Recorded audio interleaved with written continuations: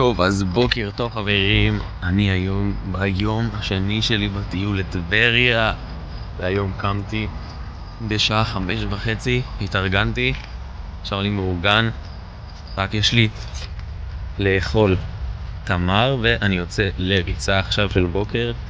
שימו לב לנוף שמאחוריי של הכנרת היפה שלנו, שיהיה יום מקסים ונהדר ונעדכן בהתפתחויות של היום.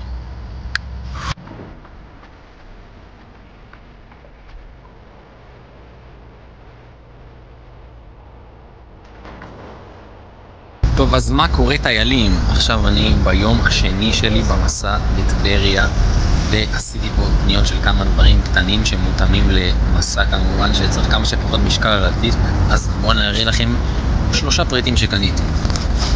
דבר ראשון, כוס פלסטיק, מרקים, קפה, מה שאתם רוצים, שיהיה רב פעמי, שלא יצטרך לעשות נזק לסביבה.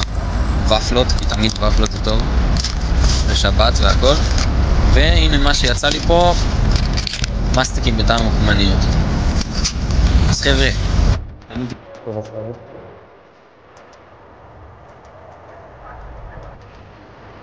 זה הספר נהדר, ואיך אפשר שלא לסגור את זה לפני שבת כנרת נפלא חלומה. אז שיהיה שבת שלום לכולם, אני אחזור אליכם לצפרת.